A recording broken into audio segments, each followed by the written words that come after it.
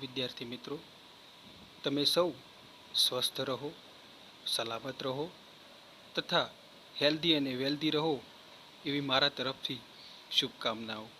આપણે આ video paper 510 અને સેમેસ્ટર 5 માટે બનાવી રહ્યા છીએ. એની અંદર આપણે અગાઉના પ્રશ્નની અંદર બંધારણના કેટલાક વિશિષ્ટ લક્ષણોની ચર્ચા કરી હતી. એ વિશિષ્ટ લક્ષણો કયા કયા હતા એની એક વખત ફરી તમને વાત કરું તો એ મહત્ત્વના વિશિષ્ટ લક્ષણો હતા: લિખિત અને મોટામાં મોટું બંધારણ, વિશિષ્ટ સ્વરૂપનું આમુખ, મૂળભૂત અધિકારો, સ્વતંત્ર પ્રજાસત્તાક, સાર્વભૌમ અને લોકશાહી રાષ્ટ્ર, રાજ્યનીતિના માર્ગદર્શક સિદ્ધાંતો, વિશિષ્ટ સમવાયતંત્રી માળખું, સંસદીય પ્રથા અને પ્રજાસત્તાક સરકાર તથા બંધારણની પરિવર્તનશીલતા. આપણે આ બંધારણના કેટલાક મહત્ત્વના સિદ્ધાંતોની મહત્ત્વના વિશિષ્ટ કહી શકાય એવા લક્ષણોની ચર્ચા કરી. હવે આપણે બંધારણ સમિતિએ રચેલા બંધારણના અન્ય કેટલાક મુખ્ય લક્ષણોની ચર્ચા કરીશું. તો બંધારણ સમિતિના અન્ય કેટલાક મુખ્ય લક્ષણોનું વિવેચન કરતો એની પૂર્વ ભૂમિકામાં આપણે લખીશું કે લોકશાહી શાસન વ્યવસ્થામાં નાગરિક સ્વાતંત્ર્યનું રક્ષણ કરવા અને કેન્દ્રની 3 મુખ્ય શાખાઓ ધારાસભા, કારોબારી અને ન્યાયતંત્રની જવાબદારીઓ સ્પષ્ટ કરવા બંધારણનું ઘડતર આવશ્યક માનવામાં આવે છે. બંધારણ દ્વારા સરકારી વ્યવસ્થાતંત્રનું માળખું બંધાય છે અને તેની વિવિધ શાખાઓની રચના, સત્તાઓ અને સંબંધો સ્પષ્ટ થાય છે. આ ઉપરાંત નાગરિકોના વિવિધ અધિકારો અને લઘુમતીઓની સલામતીઓના પ્રશ્નોના જવાબ આના દ્વારા પ્રાપ્ત થાય છે. ભારત જેવા વિશાળ અને વૈવિધ્યસભર રાષ્ટ્રના બંધારણનું ઘડતર એ આપણા સ્વાતંત્ર્ય પછીનો સૌથી મોટો અને અગત્યનો પ્રશ્ન હતો. બંધારણ દ્વારા જ આખા વ્યવસ્થાતંત્રનું માળખું ઘડાય છે અને એ પ્રમાણે શાસન ચાલે છે. બંધારણની જે ધારાસભા, કારોબારી અને ન્યાયતંત્ર જેવી જે મુખ્ય 3 સંસ્થાઓ છે એની જવાબદારીઓ પણ બંધારણ દ્વારા જ નક્કી કરવામાં આવે છે. તો બંધારણ સભાની રચના અને તેની કામગીરી વિશે થોડુંક જોઈ લઈએ. તો બંધારણના ઘડતર માટે આપણી બંધારણ સભા સૌપ્રથમ 9મી ડિસેમ્બર 1946ના દિવસે સચ્ચિદાનંદ સિંહાના પ્રમુખ સ્થાને મળી હતી. પાછળથી કોંગ્રેસના પીઢ નેતા ડૉક્ટર રાજેન્દ્ર પ્રસાદને બંધારણ સભાના પ્રમુખ તરીકે સર્વાનુમતે ચૂંટી કાઢવામાં આવ્યા હતા.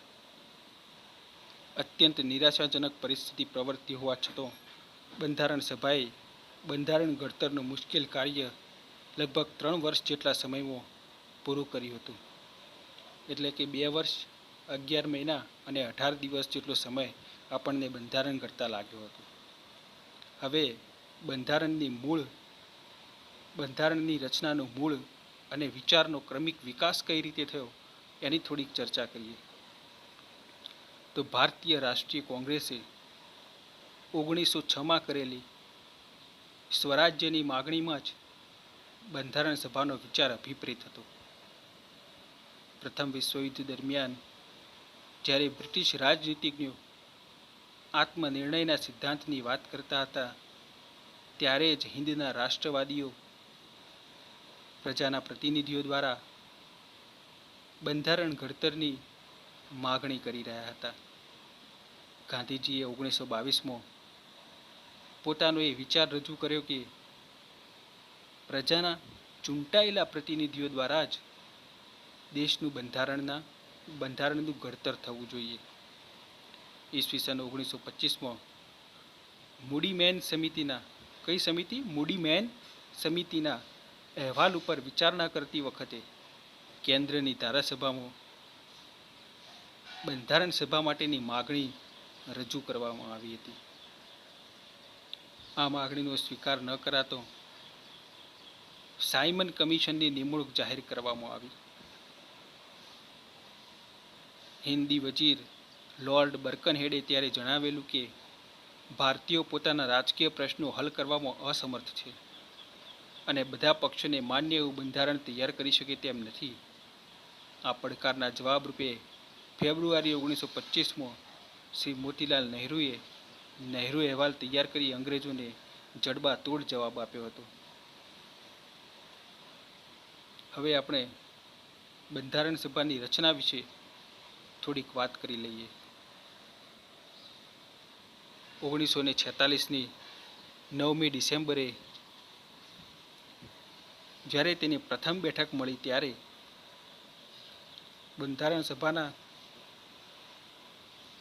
બંધારણ સભા સાર્વભૌમત્વ ધરાવતી ન હતી. તે સમયે બંધારણ સભા બ્રિટિશ સંસદને અને કેબિનેટ મિશન યોજનાને આધીન હતી. 1947માં ભારતીય સ્વાતંત્ર્ય ધારો પસાર થતો તેને સાર્વભૌમત્વ પ્રાપ્ત થયું હતું. આ ઉપરાંત બંધારણ સભા તેની નક્કી કરવામાં આવેલી સભ્ય સંખ્યા સાથે મળી શકે નહીં. તેની નક્કી કરેલી 389ની સંખ્યામાંથી દેશી રાજ્યોને ફાળવવામાં આવેલી 39 બેઠકો પૂરવામાં આવી નહીં. જોકે પાછળથી દેશી રાજ્યોના પ્રતિનિધિઓ તેમાં જોડાયા હતા. બ્રિટિશ ભારતને ફાળવેલ 296 બેઠકોમાંથી કોંગ્રેસને 212 બેઠકો પ્રાપ્ત થઈ હતી અને 73 બેઠકો મુસ્લિમ લીગને ફાળે ગઈ. 11 બેઠકો અન્ય સભ્યોને પ્રાપ્ત થઈ. મુસ્લિમ લીગે બંધારણ સભામાં ભાગ ન લેતો માત્ર કોંગ્રેસના સભ્યોની જ બંધારણ સભા બની. આવી મર્યાદાઓ હોવા છતાં કોંગ્રેસે બંધારણ ઘડતરનું કાર્ય શરૂ કર્યું. બંધારણ તૈયાર કરવા ડૉક્ટર બાબા સાહેબ આંબેડકરના અધ્યક્ષપદે ખરડા સમિતિની રચના. તો આ ખરડા સમિતિની રચના વિશે આપણે થોડીક વાત કરી લઈએ. તો 13 ડિસેમ્બર 1946ના દિવસે નહેરુએ ધ્યેયોનો પ્રસ્તાવ રજૂ કર્યો. ત્યાર પછી બંધારણ ઘડતરનું કાર્ય શરૂ કરવામાં આવ્યું. આ માટે ઘણી સમિતિઓની નિમણૂક કરવામાં આવી હતી, જેમાં ઘણું કરીને નહેરુ અથવા સરદાર પટેલ અધ્યક્ષપદે રહ્યા હતા. આ સમિતિઓમાં ઘણી અગત્યની એવી સમિતિઓ હતી કે જે સંઘ બંધારણ સમિતિ, સંઘ સત્તા સમિતિ, પ્રાંતીય બંધારણ સમિતિ, મૂળભૂત અધિકારો સંબંધી સમિતિ, લઘુમતીઓ માટેની સમિતિઓ વગેરે સમિતિઓમાં જુદા જુદા હિતોનું પ્રતિનિધિત્વ રાખવામાં આવ્યું હતું. તેમને આપેલા અહેવાલોના આધારે બંધારણીય સલાહકાર BN રાવે બંધારણનો એક મુસદ્દો તૈયાર કર્યો.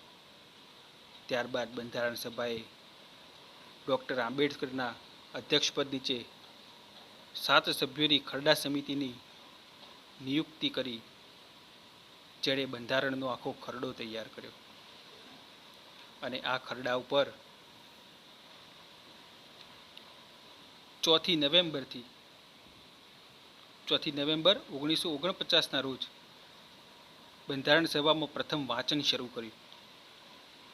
તેના દ્વિતીય વાંચન દરમિયાન 7635 સુધારાઓ રજૂ કરવામાં આવ્યા હતા, જેમાંથી 2473 સુધારાઓ પર લાંબી ચર્ચા વિચારણા કરવામાં આવી. અંતે 26મી નવેમ્બર 1947ના રોજ તૃતીય વાંચન પણ પૂરું થતો બંધારણ સભાના અધ્યક્ષે તેના પર હસ્તાક્ષર કર્યા અને તેને પસાર થયેલું જાહેર કર્યું. તો આ રીતે ભારતનું બંધારણ ઘડાયું. હવે આપણે ભારતના બંધારણની ઘડતર અને અમલની પ્રક્રિયા વિશે થોડુંક જોઈશું. બંધારણના ઘડતરમાં 2 વર્ષ, 11 માસ અને 18 દિવસ જેટલો સમય ગયો હતો. તેની પાછળ લગભગ 64 લાખ રૂપિયાનો ખર્ચ થયો હતો. ભારતીય પ્રજાની આકાંક્ષાઓ અને પરિસ્થિતિ ધ્યાનમાં લઈને તૈયાર થયેલું આ બંધારણ 395 કલમો અને 8 પરિશિષ્ટો ધરાવતું હતું. આપણે અગાઉ વાત કરી કે અત્યારે હાલ એના 12 પરિશિષ્ટો છે અને 444 જેટલી કલમો ધરાવે છે. આપણે એ પણ જોયું હતું કે આ પરિશિષ્ટો કયા કયા સમયે અને ક્યારે એની અંદર ઉમેરાયા. તો અત્યારે હાલ ભારતનું જે બંધારણ છે એ 12 પરિશિષ્ટો ધરાવે છે અને 444 કલમોનું થઈ ગયું છે. પરંતુ એ સમયે જ્યારે ઘડાયું ત્યારે 395 કલમો અને 8 પરિશિષ્ટો ધરાવતું બંધારણ હતું. અને 24 જાન્યુઆરી 1950ના દિવસે ડૉક્ટર રાજેન્દ્ર પ્રસાદને પ્રજાસત્તાક ભારતના પ્રથમ રાષ્ટ્રપતિ તરીકે એમને ચૂંટવામાં આવ્યા. આપણી અને 26મી જાન્યુઆરી 1950થી બંધારણનો અમલ શરૂ કરવામાં આવ્યો. આપણી બંધારણ સભા દરજ્જા અંગે શરૂઆતમાં ઘણા પ્રશ્નો ઉપસ્થિત કરવામાં આવ્યા. બેઠકની શરૂઆતમાં એમ.આર. જયકરે બંધારણના સાર્વભૌમત્વનો પ્રશ્ન ઉપસ્થિત કર્યો હતો. તેનો જવાબ આપતો અલ્લાદી કૃષ્ણસ્વામી અય્યરે જણાવ્યું હતું કે કેબિનેટ મિશને કરેલું નિવેદન જ બંધારણ સભાનું સાર્વભૌમત્વ છે. આ ઉપરાંત તેની કાર્યવાહી સમિતિએ ઘડેલા નિયમોના 2 નિયમો પણ તેનું સાર્વભૌમ ચારિત્ર્ય દર્શાવતા હતા.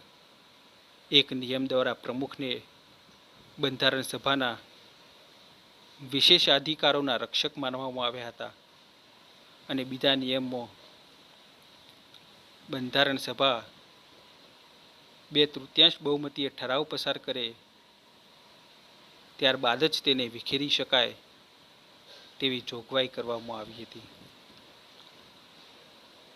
આ સાથે એવો પણ પ્રશ્ન ઉપસ્થિત કરવામાં આવ્યો કે બંધારણ સભામાં માત્ર બહુમતી કોમનું જ પ્રતિનિધિત્વ કેમ રાખવામાં આવ્યું છે. જોકે વાસ્તવમાં તેમ ન હતું.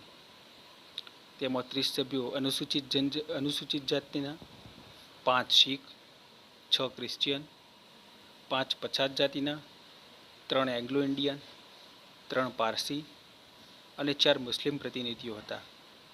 આ દ્રષ્ટિએ ઉપસ્થિત કરવામાં આવેલ પ્રશ્નનો કોઈ જ આધાર ન હતો. તો આ રીતે ભારતના બંધારણનું ઘડતર અને અમલની પ્રક્રિયા શરૂ કરવામાં આવી. આપણે પૂર્વ ભૂમિકા જોઈ, બંધારણની રચના અને તેની કામગીરી જોઈ, બંધારણની રચનાનું મૂળ વિચાર અને એનો ક્રમિક વિકાસની વાત કરી, બંધારણ સભાની રચનાની વાત કરી, બંધારણ તૈયાર કરવા ડૉક્ટર આંબેડકરના અધ્યક્ષપદે ખરડા સમિતિની રચનાની વાત કરી, ભારતના બંધારણનો ઘડતર અને અમલની પ્રક્રિયાની વાત કરી અને ભારતના હવે આપણે અન્ય બીજા વિડીયોની અંદર આવતા વિડીયોની અંદર ભારતના રાજ્ય બંધારણના કેટલાક પ્રમુખ લક્ષણોની ચર્ચા કરીશું. ભારતનું રાજ્ય બંધારણ જ્યારે ઘડાયું ત્યારે એની અંદર 395 કલમો અને 8 પરિશિષ્ટો હતા.